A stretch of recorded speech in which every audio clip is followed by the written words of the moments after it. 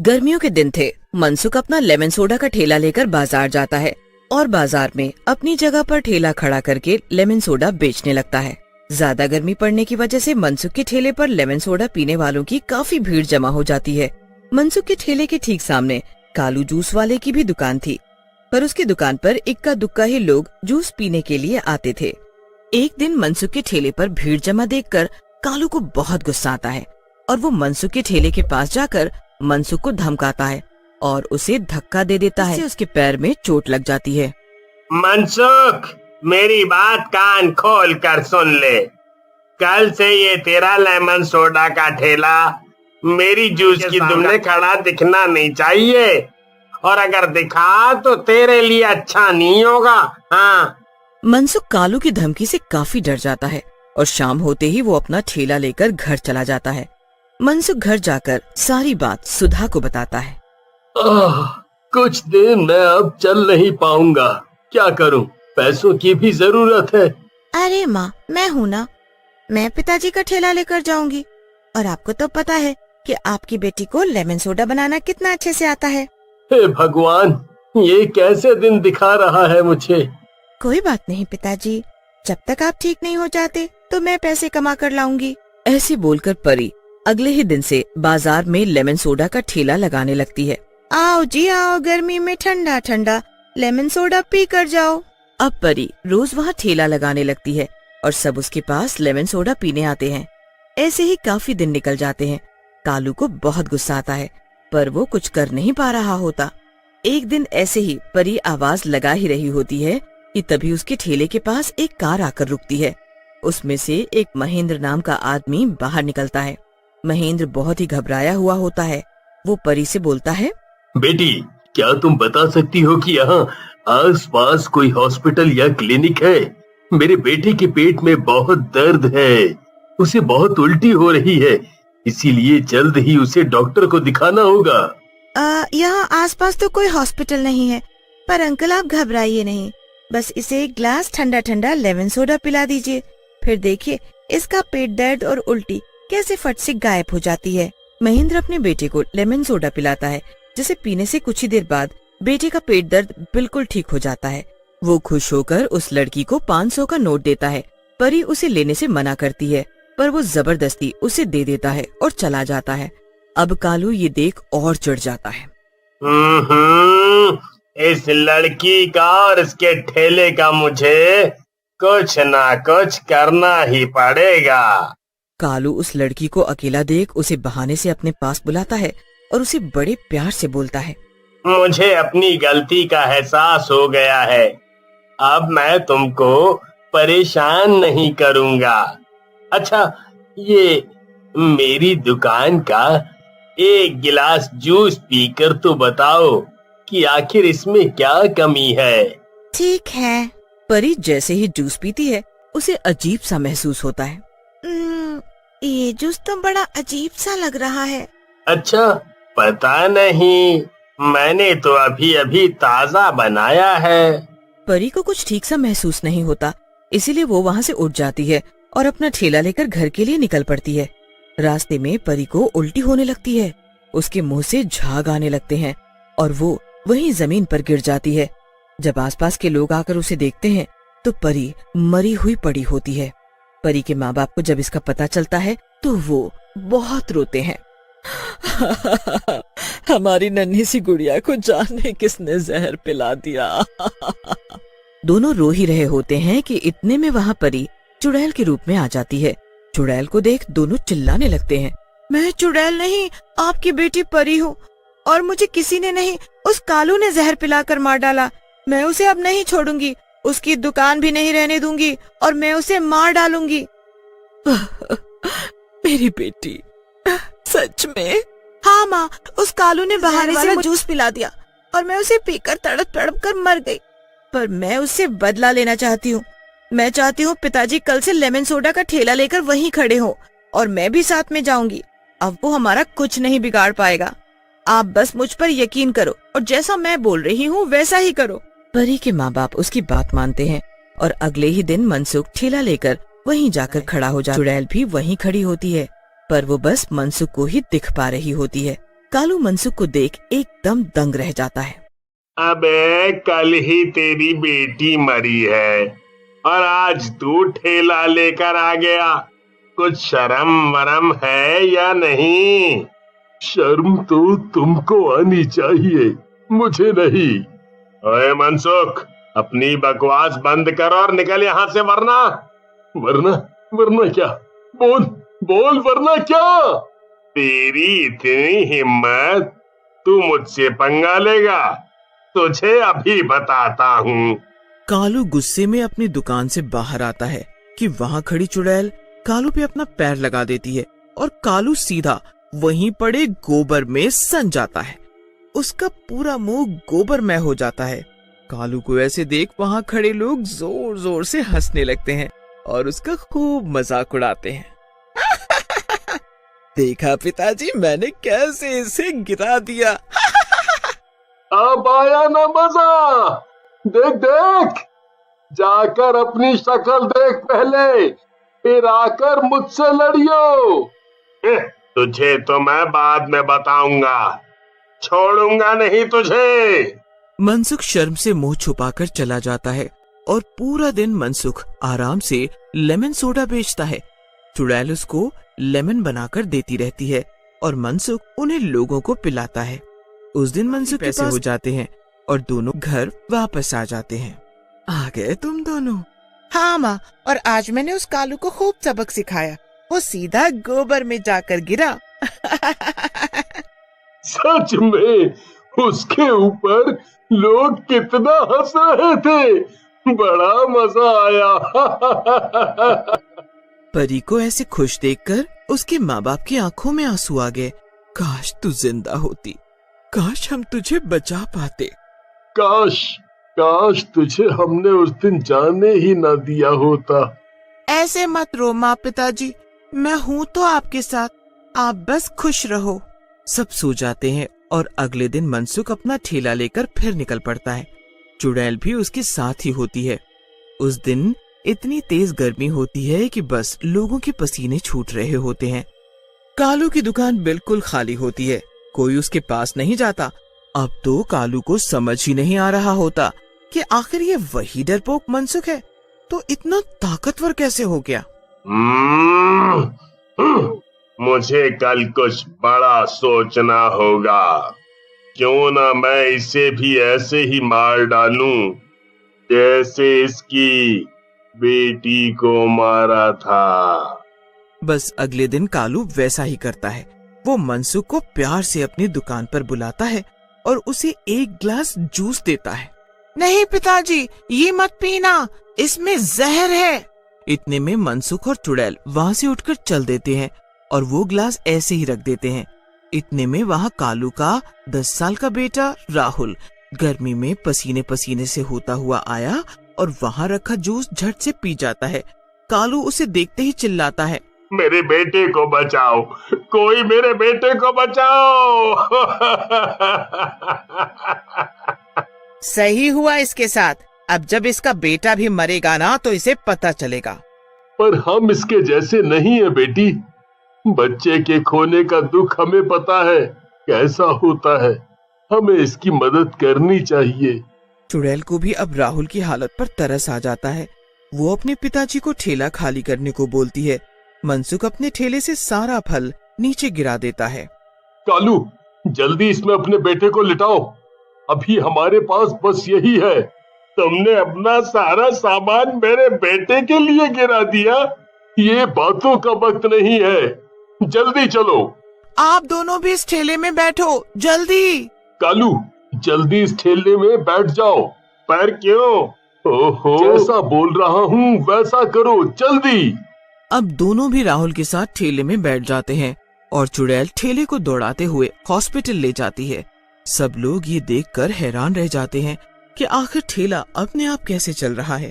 कालू भी ये देखकर हैरान हो जाता है और जल्दी से वो हॉस्पिटल पहुंच जाते हैं और राहुल की जान बच जाती है। कालू अपना हाथ जोड़कर मनसुख के पास आता है। मुझे माफ कर दो, मुझे माफ कर दो। मैंने ही तुम्हारी बेटी की जान ली। और तुमने मेरे बेटे को बचाया। मुझे माफ कर दो। हाँ, मुझे पता है कि तुमने ही मेरी बेटी को जहर दिया था और मैंने नहीं, उसने बचाया है तुम्हारे बेटे को। वो मरने के बाद चुड़ैल बनकर हमारी मदद करने आई और तुमको सबक सिखाने, पर आज उसने ही ठेला चलाकर वक्त पर राहुल को हॉस्पिटल पहुंचा दिया। क्या सच में? कहाँ है वो?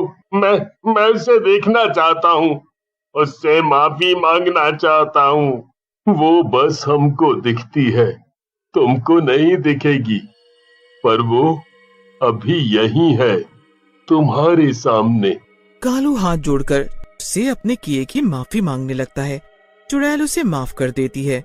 कालू उसके बाद कभी मनसुख को परेशान नहीं करता।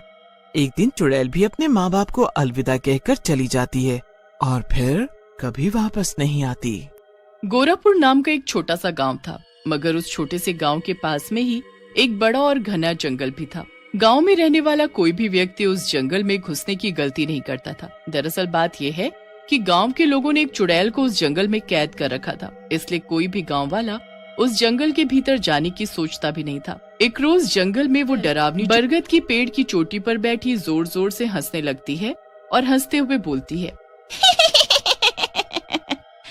इन गांव वालों को क्या लगता है कि ये मुझे इस जंगल से तंत्र मंत्र फूंक कर कैद कर देंगे? तो मैं यहाँ से कभी बाहर नहीं निकल पाऊंगी। इन मूर्ख गांव वालों को नहीं पता कि आज की रात चंद्र ग्रहण है और कोई भी तंत्र मंत्र हम चुड़ैलों को चंद्र ग्रहण पर आजाद होने से नहीं रोक सकता। आज की रात मेरे इस जंगल से आजाद होने की रात है। फिर मैं गांव में घूमकर सुंदर और जवान औरतों का खून पीकर अपनी प्यास बुझाऊंगी और मेरी मनपसंद प्यास का नाम लेते ही मुंह में तो पानी ही आ गया। फिर मैं खूब प्याज खाऊंगी और अपना पेट भरूंगी। फिर उसी रात चंद्र ग्रहण होते ही वो चुड़ैल जंगल से आजाद हो जाती है और फिर वो एक बूढ़ी औरत का रूप लेकर गांव में रहने वाली सुमिता के घर का दरवाजा खटखटाती है। सुमिता आधी रात को उठती है और अपनी खिड़की से झांक कर देखती है। क्या बात है अम्मा, काहे इतनी रात गए हमरे घर का दरवाजा पीटे जा रही हो? बेटी, मैं बहुत भूखी हूँ, क्या कुछ खाने को मिलेगा? क्या अम्मा आधी रात में खाने को मांग रही हो? अब तो घर में बस एक आधी रोटी ही पड़ी होगी, वो खानी है तो बताओ। हाँ बेटी, वही ले आ, उस पर एक प्याज रख लाना, मैं उसी से काम चला लूंगी। फिर सुमिता उस बूढ़ी औरत को रोटी पर प्याज रख कर देती है कि तभी वो बूढ़ी औरत चुड़ैल के रूप में बदल जाती है और सुमिता से प्याज छीन कर खा जाती है। सुमिता चुड़ैल को देखकर कुछ बोल पाती उससे पहले ही चुड़ैल सुमिता की गर्दन पर काटकर उसका सारा खून पी जाती है। सुमिता के शरीर से सारा खून खत्म होने से तुरंत अपना दम तोड़ देती है। कितने सालों बाद मुझे अपनी मनपसंद प्याज खाने को मिली है और मीठा मीठा खून पीने को मिला है। मजा ही आ गया।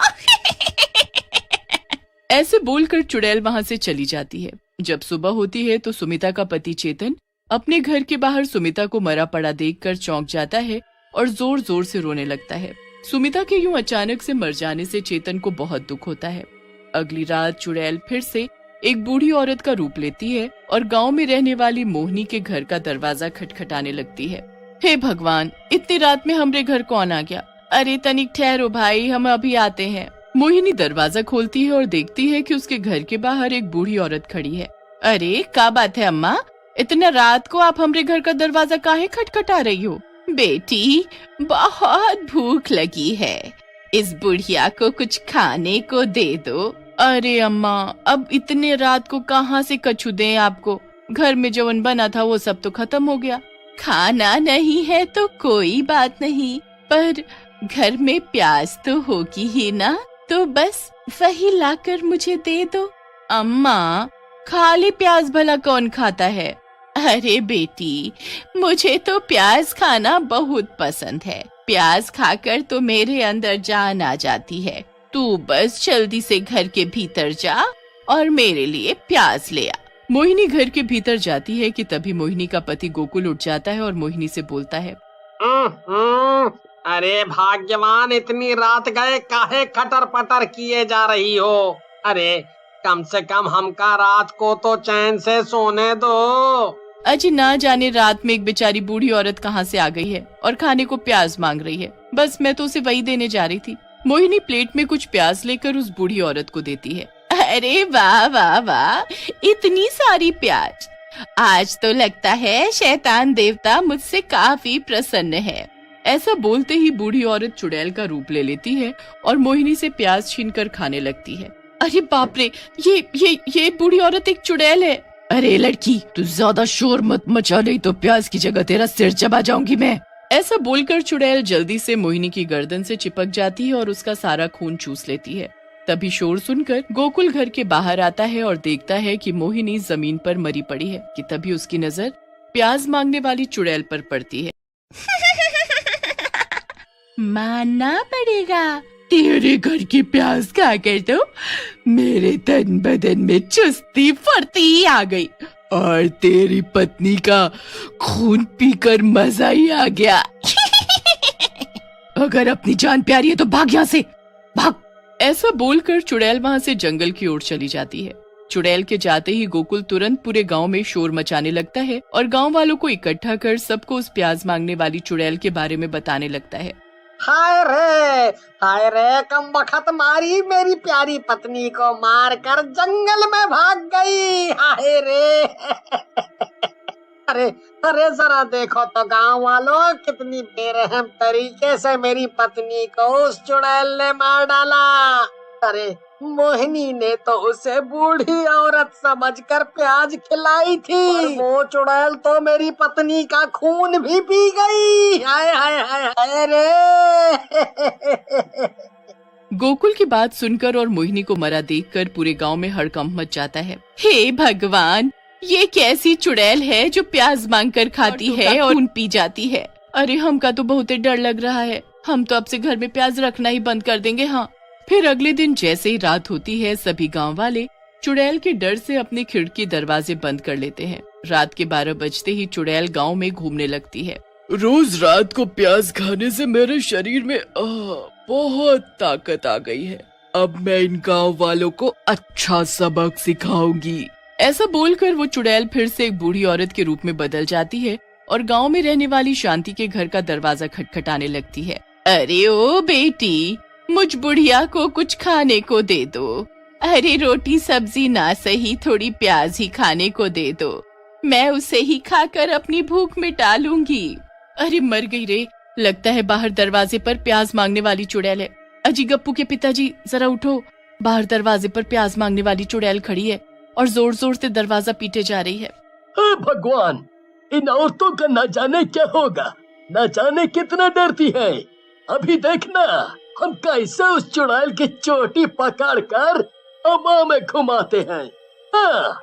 महेश गुस्से में अपने घर का दरवाजा खोलता है और बूढ़ी औरत को देखकर बोलता है, अरे ओ चुड़ैलिया, तुमका क्या लागत है कि तुम हमका बूढ़ी औरत बनकर चकमा दोगी? हम कछु नहीं समझ पाएंगे।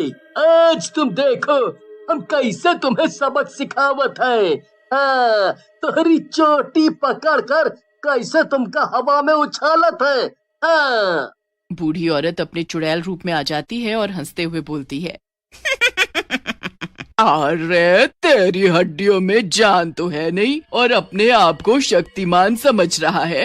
अबे मूर्ख, जरा अपनी आँख खोलकर सामने देख। मैं एक चुड़ैल हूँ जो तुझे एक ही झटके में प्याज की तरह कच्चा चबा जाऊंगी। ऐसे बोलकर चुड़ैल महेश का गला पकड़ लेती है कि तभी महेश की पत्नी शांति जोर जोर से शोर मचाना शुरू कर देती है। अरे गांव वालों, तनिक हमरे पति को इस चुड़ैल से बचाओ। शांति का शोर सुनते ही गांव के लोग अपने घरों से निकलकर बाहर इकट्ठे हो जाते हैं और डरावनी चुड़ैल को देखकर बहुत डर जाते हैं। चुड़ैल को देखकर सीमा जल्दी से मंदिर के पंडित जी के पास जाती है और उन्हें चुड़ैल के बारे में बताती है। दूसरी ओर चुड़ैल महेश को गले से उठाकर दूर पटक देती है। कोई मेरा कुछ नहीं बिगाड़ सकता। चुड़ैल ऐसा बोलकर जोर जोर से हंसी रही होती है कि तभी वहाँ पंडित जी आ जाते हैं। चुड़ैल, मैं जानता हूँ कि तुझे प्याज खाना बहुत पसंद है और मैं ये भी जानता हूँ कि प्याज ही तेरी सबसे बड़ी कमजोरी है। चुड़ैल पंडित की बात से काफी डर जाती है। पंडित, आखिर तू कहना क्या चाहता है? पंडित जी अपने झोले से एक बहुत बड़ी प्याज निकालते हैं और चुड़ैल बोलते हैं, तू अपने आप को बहुत ताकतवर समझती है ना? तो जरा ये प्याज मेरे हाथ से छीन कर खा कर तो दिखा। इस पंडित की अब उम्र हो गई है, इसीलिए तो ये ऐसी बात कर रहा है। ऐसा बोलकर चुड़ैल पंडित की ओर बढ़ती है और उसके हाथ से प्याज छीनकर खा जाती है। प्याज खाते ही चुड़ैल का पूरा बदन आग की तरह जलने लगता है। ये प्याज कोई ऐसा वैसा प्याज नहीं था। इस प्याज में मैंने मंत्र पढ़ी हुई लौंग घुसा रखी थी। पंडित, ये तूने अच्छा नहीं किया। चुड़ैल के ऐसे बोलते ही वो जलकर भस्म हो जाती है और गांव वालों को उस प्याज मांगने वाली चुड़ैल से हमेशा हमेशा के लिए मुक्ति मिल जाती है।